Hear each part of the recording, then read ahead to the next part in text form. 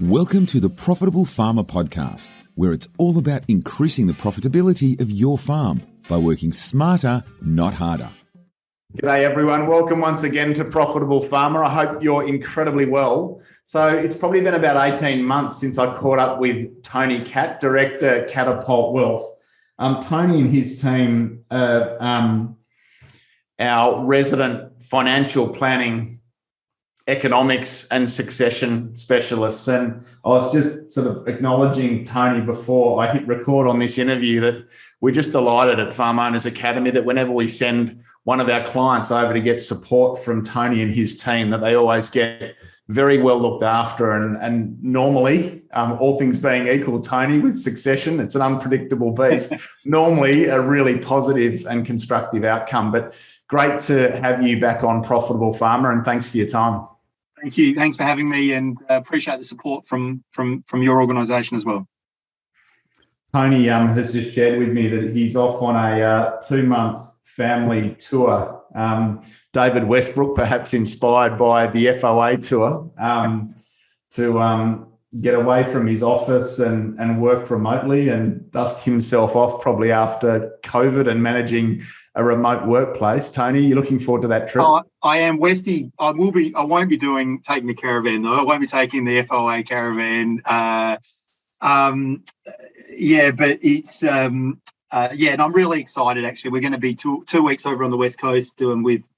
My wife has never actually been to Streaky Bay or Tumby Bay before, and we're going to give her the tour of the West Coast and then circle back and go cut through Albury, head to Wollongong, and then up the coast to Airlie. So I'm clamping it, mate, Airbnb it all the way. So but it's gonna be nice just to have a change of scenery and see parts of Australia that I've never seen before, which will be exciting. I did a podcast with Sam Johnson and Michaela, our EA, the other day, Tony, and we talked about professional conduct. And I think being from professional service firms, we learn, how to manage our diary, to-do lists, emails, a lot of those disciplines, perhaps that a farmer who hasn't had exposure to professional service firms, they might not have learned them. How is it managing a team of over 60 people, and where would your business be without diary discipline and email discipline, and how structured are you and how you manage your time and your diary and your task list, just out of interest? It's funny. I have an old saying around here, Jeremy, that says, you show me your diary and I'll show you your priorities. Is that I am extremely structured around my diary and basically even to the point where I book phone calls or, and then I just run off that diary all day, all week, all month. And, it's important because we've got to value our time. We have to value other people's times. And so booking in phone calls, and that means we're not playing phone chasey all day and things like that. So, yeah, we're pretty big on, I use the word just productivity. How you're just getting the most out of your day, and how are the people around you getting the most out of their day.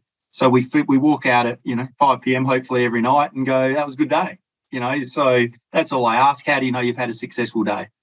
Have you got a tip for our farmers who, quite a few of which probably don't have a diary or operate to a documented task list? What would you say to someone who might not have those sorts of practices around how they make the most of every day? Look, I religiously will just sit there for 5 minutes at the end of my day, planning the next day. That is probably my number one secret, is that, okay, I'll always do the hardest task first, that Eat the Frog book. That while I'm fresh, while I'm energetic, while my brain's in gear early, I like to knock off that big task and early first, so that at least if nothing else in my day goes right, I did that one thing, mate. So pre-setting, you go to bed, you just know what your next day's you got. You're organised, you wake up, you bounce, and you get the hardest task done would be my advice. Yeah, so that book, Eat That Frog by Brian Tracy, it's a really good read on time management and personal productivity. Yeah. Absolutely. Tony, this is actually an opportunity for me to reflect on and probably link up my last 5 or 6 podcasts. I get to connect with you on the economy, on interest rates, on things like land values and debt strategy, and then we get to launch into conversations around aligning families and succession. So thanks for humouring me while I kind of get to go back over and reflect on my last 5 or 6 podcasts, but it's just wonderful to be able to do this with you. Easy. No, happy to go. You lead the way. So firstly, I'm going to put it out there, and this might just be my view, but 3 months ago, incredibly low interest rates, the 3-year, 5-year, 7-year fixed were also pretty favourable. And I don't think many of us actually stopped and thought maybe I should lock some of that in. I don't know. But all of a sudden we see ourselves with one interest rate jump, and now it looks like the 3, 5, 7 years are factoring in where we're off to around sort of the next few years of interest rate increases. What are you seeing now compared to a few months ago? And what do you think will unfold for us now on the interest rate conversation? Yeah, it's an interesting. I've been through this probably, I don't know, what have I been doing this job for 30 years? I've probably seen this 3 or 4 times, Jeremy, where I think we're at peak interest rate fear right now. And the RBA has particularly used a mechanism I've seen used again in their playbook, which is called jawboning. So they talk up interest rates. They use their jaw, and they have talked and talked and talked and talked. And if you listen very carefully to the RBA's language, they use language that what we might do this, we could do that. We're running out of patience with inflation, and ultimately they've only put up interest rates once. And I think that the RBA are playing chicken with inflation on one side and recession on the other.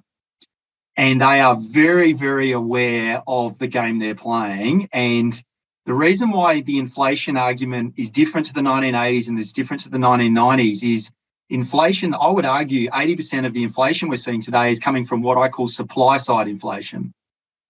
So supply side inflation is through, the price of petrol, which everyone wants to complain about at the moment, which is not driven by demand. It's driven by a Ukrainian-Russian supply side issue. The price of steel, the price of timber. So the price of buildings gone from X $1,000 per square metre to probably gone up 50%. Those things, the cost, the freight cost of getting something in from China. You've got to look at how many ships are offshore. I don't know if you've ever seen, the flight radar with the airlines. You can actually do it with ships, and I think 10% of the world's goods are sitting in ships outside China at the moment. Because they can't with Beijing and Shanghai COVID issues. So, these sort of things are not going to be solved by interest rates going up. And so they have to be very careful what game they are playing. The only thing that's demand driven at the moment, it was housing. So housing prices, I get it. They were out of control. The RBA was very focused on trying to pull them back in, and they have talked up interest rate expectations to the point where already Sydney and Melbourne prices are coming off.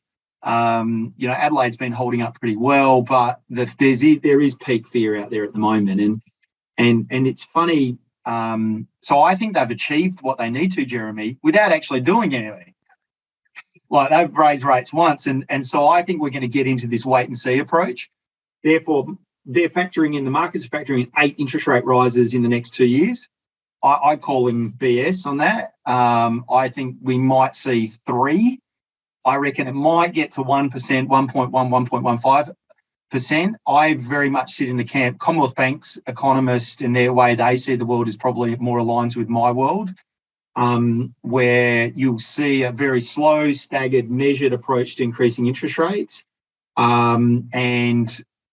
And even like Macquarie's view of the world is that rates might go all the way up to 2%. But if they go hard early, they reckon they're going to come all the way back down to 0.1 within 2 years, because they'll overcook both ways. So, I'm in the view that certainly not fixing rates. I think we're at peak interest rate fear.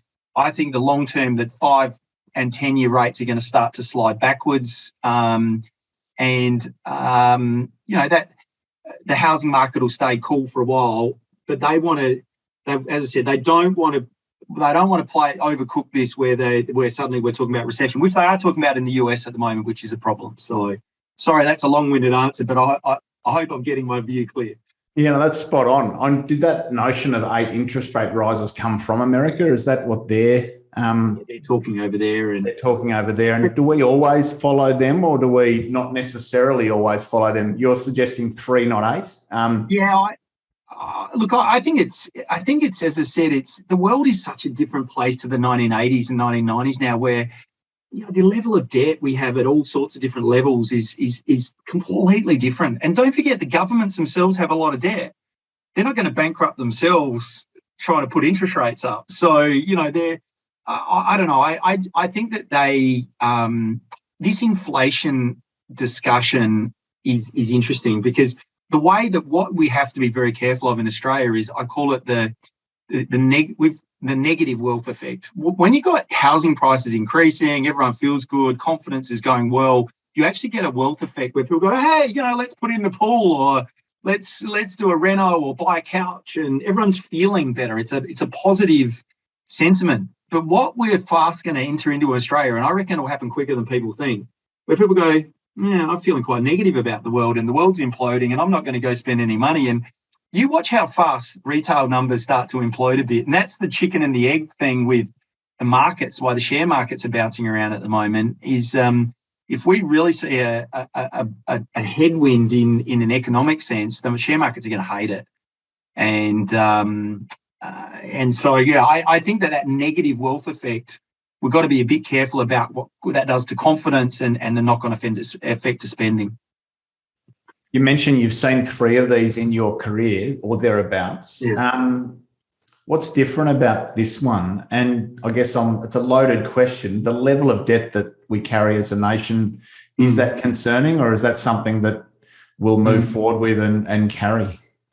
No, I think it's probably not concerning in that there's different types of debt. There's productive debt and there's non-productive debt. The thing that probably is very, very good for me, Jeremy, at the moment is the status of our banking here in Australia. Like, the banking environment is very, very strong here in Australia at the moment. So I don't lose any sleep over a 2008 style scenario where we get, all this, low, like this borrowing that's basically delinquent.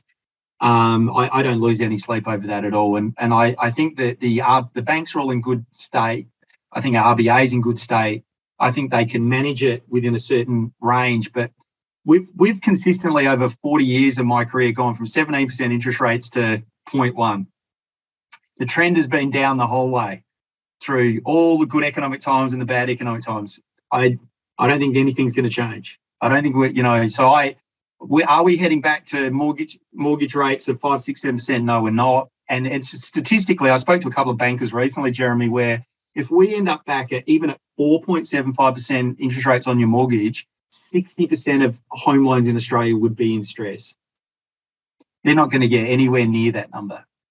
Yeah, I think to your point, we're all acutely aware of what happens if interest rates go up. RBA and others in particular. So I appreciate your comments. Now, you mentioned carrying debt. Did you predict, or do you think anyone really thought that over the last 2 or 3 years we just see such a significant uplift in land values and real estate values? I think that what the short answer is no, mate, and I don't think anyone saw that coming. Is there was probably 2 things at play, though. One is the government, rightly or wrongly, with the benefit of hindsight, overstimulated that housing market because they were worried. They were staring in the abyss of this is what's going to happen, and they threw the kitchen sink at it, and that caused a bit of a massive rush, I'll call it. It's like the way I've tried to work through to describe, Jeremy, COVID is it's like you've got a 2-inch pipe and there's so much spending going through a 2-inch pipe, and it's a certain flow and everybody's got options. They can go overseas, or, you can renovate your house, and you've got certain things to choice. Suddenly what we did with that 2-inch pipe, we made it a 1-inch pipe because we didn't have options anymore. But then not only did we have the same amount of spending going through the 1-inch pipe, we actually decided to put government stimulus through the 1-inch pipe, and the pressure on that 1-inch pipe was outrageous. And I think that's what now we're releasing the 1-inch pipe back to a 2-inch pipe. Overseas travel, you can move around. We're going to get immigration again. We're going to get lots of choices. I think the pressure is going to come off, and the housing thing will slowly not unwind. I think it'll calm down. But the one thing that people forget is that one of the big drivers of housing prices is the cost of materials. Like you look at your alternatives, when it costs me now, X $100,000 more to build a house because of labour costs, because of shortage of supply, et cetera. Well, now I'm better off paying $200,000 more for that house down the road that's already built. That's what you're going to do. And so we need the material costs, the labour costs, and so on to calm down before that will slow that housing market down substantially. So that was a big driver of property prices going up. Have gross indebtedness per household, has that increased over the last few years with COVID, or have people actually knocked off their credit card debt, home loan, haven't been able to travel, so they've actually got stronger balance sheets, irrespective of the land value or the real estate value uplift? Do you think our households are generally in a stronger position or not? There's probably a couple of things. The savings rate's not bad at the moment. The savings rate's about 10%. But there's two ways you can look at that, is that the savings rate's quite high. I think it's personally only because they couldn't spend the money. Yeah, absolutely. But people are going, oh, well, the savings rate's high. That means that people are going to be able to afford their, extra mortgage repayments. But I think that savings rate is a little bit of a moot point. And the only other thing is that the other good measure that I look at is the income to debt ratio. And so that's actually not at a terrible level at the moment, mate. The gross debt, I don't really follow that number. I look at what the ratio to your wage is, and it's back at a level pre-COVID that's not too bad. So property prices have a habit of, particularly in certain, in Adelaide, where people get anchored, is an anchoring sort of philosophy there, where if people pay $1 million for their house and suddenly the market turns against them, they don't want to sell it for less. So they just don't sell it. They just dig in and, well, we'll make this work and we'll hold on. But if they get $1 million and we'll get out. It's a funny psychological thing that people do with their house. And so you tend to not see housing prices fall dramatically overall, because people don't tend to want to sell at a loss. So bringing this back to farming, we've seen land values double or thereabouts, which probably means we can take on more debt. Should we? And I think it does allow us to look at expansion more actively, even though the neighbours' farms jumped, and probably look at intensifying or investing into our farms.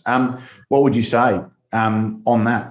So a couple of things to be very, very mindful of is the banking environment has changed a lot over the last 5 years. And so, I think you have to be very, very careful of, even, I know you'll say this rudely to probably a lot of your listeners, is that be careful how old you are. Even there's a certain age issue here that creeps in with some of the bank thinking, and the banks now are just not lending on asset value anymore. It is an income-driven cash flow conversation that your farm could double, but that doesn't mean you're going to get a loan.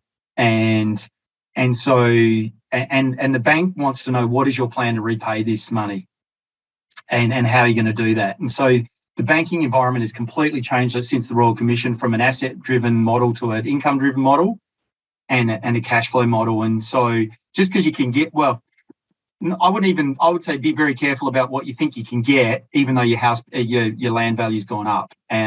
The second thing that I'm very conscious of is what level are the banks stress testing it at, getting a loan. So at the moment, I think it's 5%. Can you afford it? So again, that might knock you out of the equation. And ultimately, as your land value goes up and you see the farm, I think I heard something at Curramulka out of Maitland sold for $12,500 an acre recently. There's a $10 million check for 750 acres. What does that mean for your succession plan? What does it mean for why are we doing this? What is the strategic intent here? And does that mean that I'm leaving with my kids a debt to pay, or my grandkids a debt to pay for the next 20 years, 30 years? I don't know. Your purpose has to be pretty clear about why you're doing that. So what would you say the impact of a significant uplift in land values What impact is that having back on succession for families with on-farm and off-farm children? Well, it's the first impact that I've seen, and I can't remember if we mentioned this. I started seeing this happen a year and a half ago, and it's only amplified now, is the farming community are divided into the haves and the have-nots. The haves have got bank support. They're getting cheap funding. They're getting, very good. They're probably well-run, well-managed. They can get HR. They've got access to staff when they want it, and they can make money. They're making good money. And therefore, when the farm comes up next door, they can generally go and ask for $6 million, and the bank says, yep, no worries. Then the trouble with that is then you've got the have-nots. The have-nots are probably still got some debt issues. They're probably not getting the profitability they should be getting. And this is where you guys obviously are working with them. And they're just not getting the outcomes that they probably should have. But they're getting stuck. And they can't take over the farm next door. They can't go borrow $6 million. The bank's never going to give it to them. And so they can't get bigger. They can't afford to get smaller.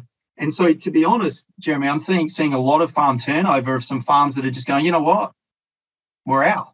And this is a pretty good price and see you later. And that has enormous ramifications for succession planning and off-farm children and all sorts. But we are seeing that in a lot of ways. And on land prices, with the introduction of super fund money coming, corporate money coming into your sector, which I do not see going away for a long while, I think these land values are going to hold up pretty well.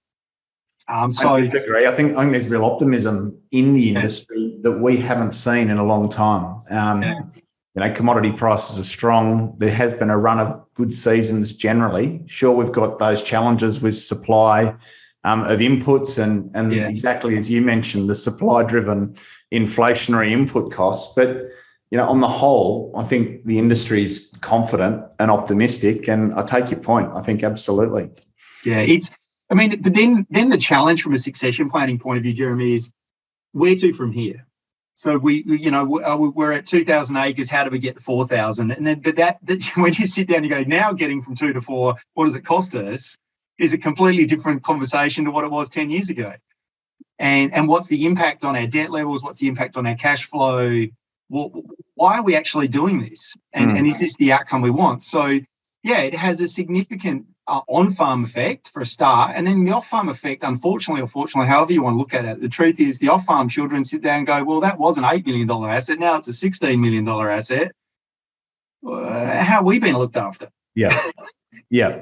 So does that make the retention of established family farms more difficult to achieve because perhaps the expectation of off-farm children is now for their share of the 16, not their share of the 8? Yeah, it's making it harder and harder in a financial, like if you look at that core number, it's making it harder and harder, Jeremy. And I'll say that. How do I diplomatically put this? Is that we've got to continue in an off-farm. The discussion I try and promote is with off-farm children is what is the opportunity the farm is giving you? Like the parents are giving opportunity to the on-farm child to farm. Let's take the numbers away. You've got to talk about the opportunity. How are we helping you become a doctor or a pilot or a nurse or own your own florist shop? Or what is the opportunity to the off-farm children that we're giving you? Because if you make it about money, it is just it's a road to nowhere, and it's not going to end in a friendly way. That's something that parents grapple with, Jeremy, and it's something that they are struggling to articulate to their children of how they make it fair.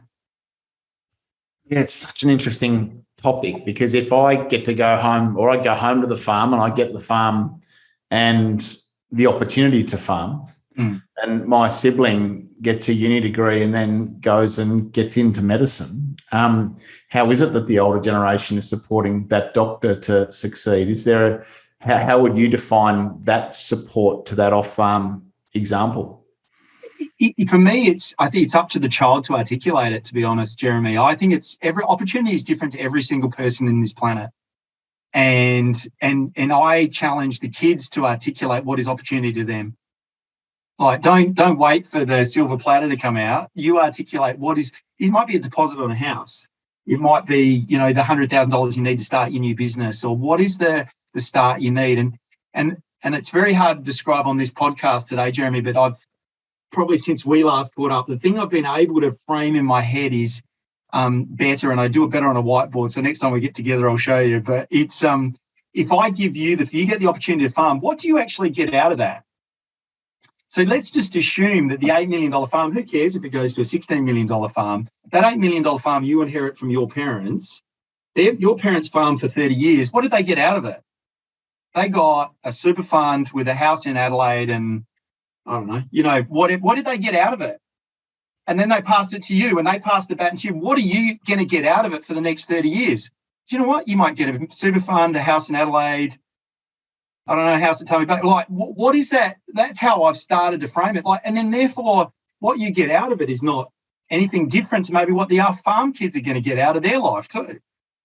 That is such an astute way to think about succession. I hadn't thought it through in that way. But if my prior generation had the legacy that they passed to me, and if I want to pass on that same legacy, then what you see most family farms get is exactly what you've just described, is a house to live in at the beach, maybe a paid-off house in town, and the ability to live on some shares. Yeah. So when you take that cream off what gets passed between generations, to your point, that's not necessarily any more elaborate. It might be even less elaborate than the architect or the engineer who, what a great way to think about it. But do you know what? The off-farm child is more likely to get your parents' super fund house at Adelaide. So if there's just two of you, you end up with exactly from the parents what they end up with. Yeah, I guess it's still back on the farm sibling often to provide for that older generation and, maintain that farm. And do you ever find yourself talking about the opportunity foregone for the on-farm child? They go home and they carry that lineage and that legacy, and they're the ones to pass it on so that it stays in the family. Yeah. My father came home and did exactly that, but didn't do what he actually wanted to do, I think, which was to become a doctor. So do you talk about the opportunity foregone for the on-farm children? Because the off-farm children have a lolly shop. They can choose their adventure often, can't they? Yeah. Well, I mean, and look, you do have to ask that on-farm child don't do it just because you're being asked to do it either. No. You've got to, I think some people know I've used some succession planning as like a prison trap for some kids, which is not okay. But you're right. I mean, there is an element of people get nostalgic, Jeremy. People go, "Oh, I'm doing this for the family," and I get it. That doesn't mean it's right or wrong. But it is. You've got to be careful, to be honest, with that mindset to become sacrificial or. They play the, dare I use the word, the victim mentality, but that's not okay. And therefore you've got to be crystal clear about why you are going into this in the first place. If I'm a young 22-year-old, am I crystal clear about my passion and my drive and why I'm doing this? And do I know and never get into something unless you know how you're going to get out of it too, Jeremy. That's another point I made, is that like you might get into something and, we all change our minds. We're entitled to. As a 32-year-old, how would I get out of this situation? Do you see many succession sequences playing out on commercial terms so that the younger generation has to earn the right by actually buying into the operating entity that sits on top of the farm, in the same way that a junior accountant has to buy into the accounting firm in order to become a partner or a director? Do you see that happening within a family dynamic? It's a good question. I would only see that happening in 5 to 10% of the cases. It's very rare, to be honest. At 1 in 10, it's just the economics of it are just so massive. They don't even add up for someone to buy in on commercial terms. so yeah, the short answer to that's probably no. I do see it on the odd occasion, but it's just very hard to justify in commercial terms. But yeah, it's an interesting one with the kids. Is and as you've heard me probably describe, is mum and dad are the seller and the kids are the buyer, and mum and dad have to know what they're selling, and the kids have to know what they're buying and how they're buying it. So since we last spoke, and for those listening, episodes 45 and 46, I interviewed Tony and we went deep into Tony's take on succession and what's required to navigate it strongly and do it well. So I encourage you to go and listen to episodes 45 and 46 of Profitable Farmer. We're not going to go back into that detail, but what other things have been your experience over the last 18 months, and how has your perspective on succession evolved over that time? I think what you just shared about what the on-farm child actually might get to take away into their retirement's a wonderful insight. Are there any others like that have I'd love to share. I've got this idea. I've got a concept here, and I'll let you guys run with it. I want to start. I'm going to call it as induction program for people who marry into a farming family. I'm going to start. It's like a club. I want to start a club of people because I'm married into a farming family, and I think there is something to be said because I come across this problem a lot. Like I have a young farmer, 22. He goes to Adelaide. He meets a girl of his dreams. I'm being stereotypical here. It could happen the other way. And I want to know, does she know what she's signing up for? Does she know what is involved in the next 20 years of their life? Like, does she know how the farm runs? Does she know how they're going to get paid? Does she know where they're going to live? Does she know what the values are of the firm? Does she know how hard her husband/wife has to work? What are you signing up for? Do you really know that? And that's probably where I see it regularly. Great, you're in love. It's great and it's beautiful, but this is not, as you would know, farming it's difficult, it's challenging, and it's a certain existence that not everyone signs up for, and you've got to be a bit careful what you're signing up for. So I don't know. I'm thinking about running an induction program, mate. So I think that would stop a lot of the trouble. The reason why I see that as an issue is that I don't think enough people ask enough questions coming into a family situation like farming. If you're in the honeymoon period with your new spouse, why would you? You don't come in with a checklist, do you, really? No. And it's interesting. We've got a fairly thorough business analysis review that we get all our new members to complete, and very few businesses tick more than 25% of those. But I guess what I like about what you're saying is that for those few businesses that can allow for that new family member, the in-law, to have that level of clarity or certainty, they're a rare business, aren't they? They are. But it's like prevention is better than the cure, Jeremy, from my point of view. And I just see that this says a lot about your culture of your firm, your culture of your farm, the culture of your family. This is who we are. This is how we do things around here. And you know what?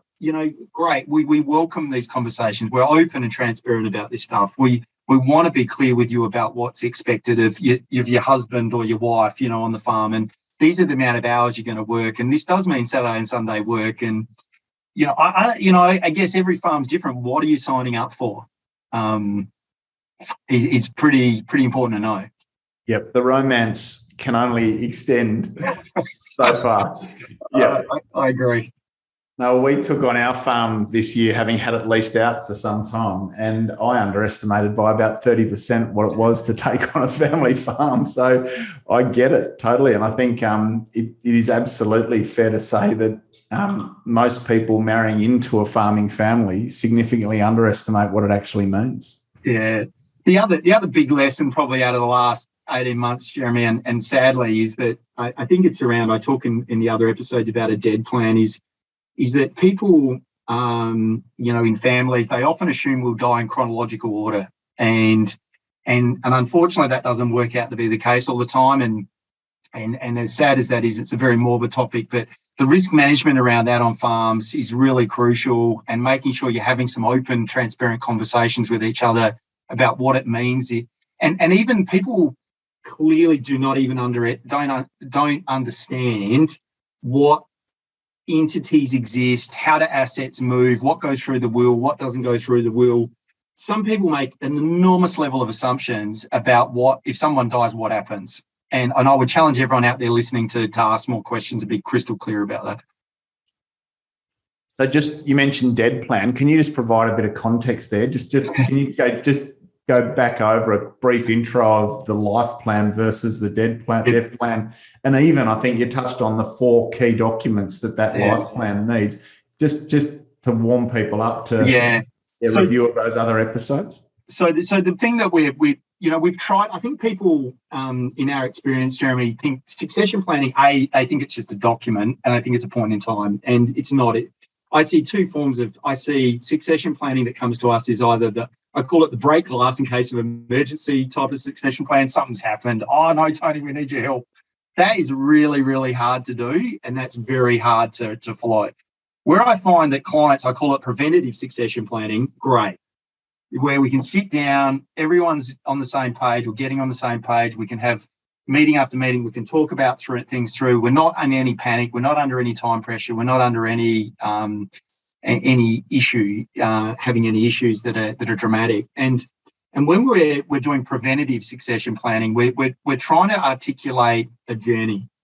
And the first part of that journey is a dead plan. And a dead plan is what happens if I die? As simple as that. And what happens if my partner dies? What happens if my dad dies? What happens if what happens in the business? And there's a lot of ramifications of people dying. It's what assets move where.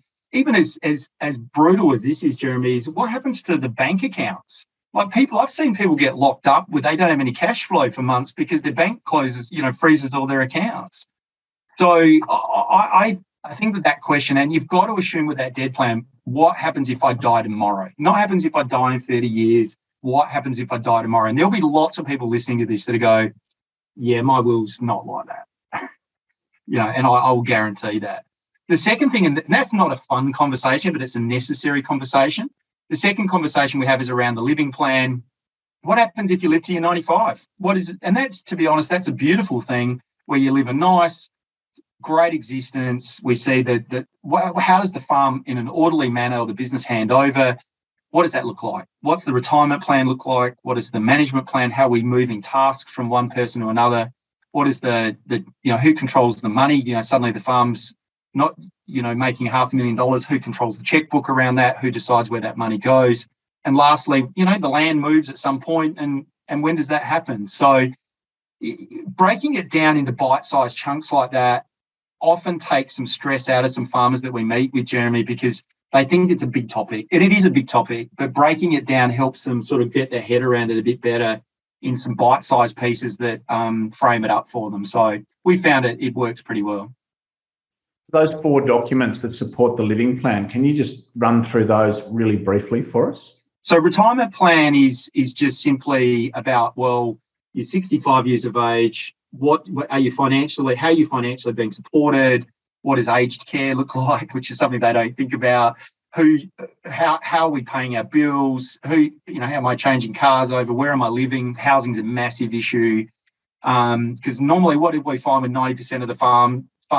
The house is normally right where the sheds are, where the shearing shed is, but we want to stay here, kids. We're not moving. Well, hang on. This is not efficient for us, for you to be living here. Those sort of conversations come up a lot. And so retirement planning is massive. The next one we talk about is just the management plan. Is you have the son or daughter coming back on farm. How are you training them to take over the bookwork? How are you training them about grain marketing? How are you training them to make decisions around crop, agronomy or machinery decisions or harvest decisions, weather decisions, spraying decisions?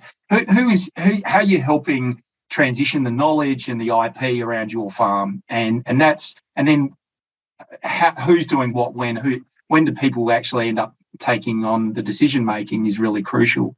The next one is just the checkbook plan. As I said, normally when I walk into a lot of farming families, I have a saying, if everyone's responsible, no one's responsible, Jeremy. And normally with a checkbook, there's normally one person that makes a decision ultimately on the farm. And it might be a couple, but people have a lot of input, but someone's got to make a decision. And so it's how do you transition that decision-making of the money? Do we pay off debt? Do we buy more machinery? Do we buy the land next door? Do we pay ourselves more? Do we suck some money out of the business to go and enjoy it? Those decisions are left with certain people. How do you move that onto the next generation? The last one is just the land. Like the land sits in a trust that's normally controlled by somebody or a couple of people. How does that transfer over in a living plan, and how does it move while people are alive? Is the last plan. So I hope that gives you a flavour of what we go through. Yeah, that's great. Thank you. And again, we cover it off really strongly in episodes 45 and 46. One thing I observe with succession is that it gets all-consuming and overwhelming. And I actually think there's a lot of farmers out there and farming families that they're putting so much into the succession bucket, they might be making it bigger than it is, and that actually gets in the way of actually setting down a business development plan and implementing on a business plan. So you see that. I see people, there's a succession issue or the family's not aligned. It almost seems to me like growing the business stops because of this succession issue. Do you see that? And how can people have a succession challenge or a succession issue and not have critical business decisions that are standalone from succession impeded and slowed down by that process? Yeah. Look, I see it quite often, Jeremy. I use the phrase paralysis. It just becomes it paralyzes decision making. It paralyzes behaviour. It nearly is emotionally paralysing for some people, where they just get stuck, even in their personal world, and it is actually quite a dangerous thing from an emotional health point of view. So, I always use the phrase, Jeremy, that someone planted an acorn a long time ago for you to live under the shade you're living under today. The same phrase is do we continue to plant acorns? How are we supporting the next generation? How are we continuing to create a win-win situation for everybody around us, and have this abundance mentality to say we can solve this problem for everybody. And, I'm not probably saying that all families get to that point very quickly, but I think succession planning is as much an attitude as it is an activity. I think that people need to go in with a certain emotional intelligence. Jeremy is probably the best phrase I could use, where great emotional intelligence means that they understand how they feel, they understand how you feel, and they understand how they make you feel. If I sit around a table with a family which have great emotional intelligence, I will guarantee you we will get some great outcomes, and we will stop that paralysis from happening because people are aware of what impact it's having on everybody else. What's at the core of a family with good emotional intelligence versus one with less? Is it that there is a genuine regard for others, that there's respect and even a selflessness? Is that at the core of emotion, or is it more than that? I think it's, and I use the example. I think that they are, I hate the word, everyone's, people talk about opinions, everyone's got an opinion. I actually prefer it's an acknowledgement that people have truths. Your truth might be different to my truth. And the truth is such a more positive way of looking at it. It doesn't mean you're right or wrong. It doesn't mean I'm right. It's just your truth. And I think the word, you've got an opinion. No, opinion, I think, has negative connotations. So I think it's an acknowledgement of their framework. And I talk about, I don't know whether I've talked on our previous podcast about the beach ball, where I have a blow-up beach ball made in my office where it's got all different colours. So on a beach ball, on one side, pretend I was holding it up with you, and I ask you, Jeremy, I'm sitting around a family meeting, and you and I aren't necessarily seeing eye to eye on something. What colours do you see, Jeremy? And you might go red, white, blue. Then you ask me, what colours do you see? Well, I see purple, green, and orange. We're both looking at the same beach ball. It takes everyone around the table to see this beach ball. We need to acknowledge that everybody has a truth, everyone has a lens.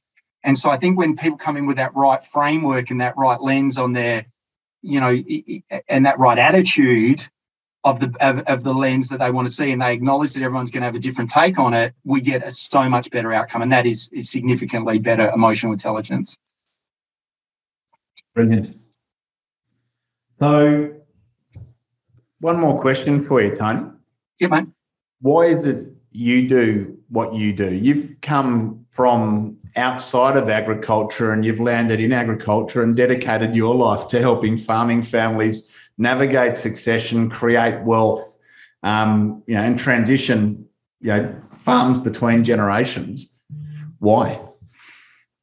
Oh, look, I find this industry, what I do, Jeremy, is a collision between accounting, legal, life coaching, like emotional intelligence, financial planning, banking, and I specialize on the wealth and the financial planning side, but I came from an accounting background and I know enough about some legal stuff to make me dangerous. But I just have seen far too many examples of where people in your communities and in regional communities just don't get the right help at the right times, and it's very sad to watch the outcomes that can be, how it rips some families apart. And I just want to try and prevent that. And if I do that 2 more times, if I prevent a family blowing up, and it's got nothing to do with the asset, mate.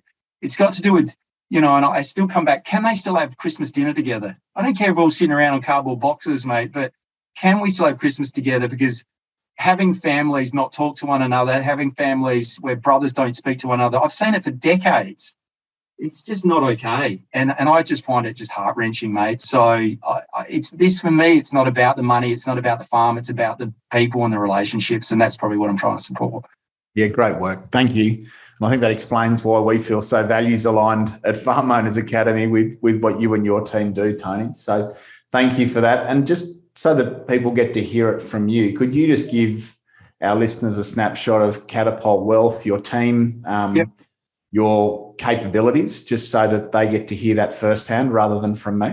Yeah, no, we're obviously a traditional financial planning firm in Adelaide where we look after, particularly specialise in retirement planning. So we're helping pre-retirees, retirees work out what that 30-year, 40-year journey looks like. In terms of our capabilities around farming, is that because we've got offices in regional areas all over South Australia, and because we like travelling to Tumby Bay, and I was down at Padthaway the other week and things like that, is that we try and engage with people on that succession front, but coming to the table probably with either probably one or two roles. One is I call it a quarterback role, where we're trying to help mould these plans I talked about earlier together. Or sometimes I come in as I'll call it a representative of family members. Some family members ask me, go, Tony, we're already having succession planning conversations with the accountant, lawyer. Can you just sit in my corner and just help me understand and ask good questions and just be my advocate? And I've often played that role as well, which I quite enjoy. So as long as we're having better conversations, and I'm all for it. Perfect. Tony, I think if anyone's earned a 2-month trip with family to Streaky Bay and Ellie Beach and everywhere in between, it's you. Congratulations on all you've done. It's just been great to connect with you again. And yeah, make sure you don't work too hard while you're enjoying a road trip. Thank you, buddy. I appreciate you having me today. Great. And thanks so much for your time. Thanks, everyone. As always, wonderful to catch up with Tony and to reflect on the economy, on the finance sector, on wealth creation, on intergenerational transfer, succession, and everything in between. So good to have Catapult Wealth part of the FOA project and part of our community. And as you might get the impression, we recommend Tony and his team highly. Thanks so much for your time. Enjoy the next few weeks, and we'll check in with you again shortly. Bye for now.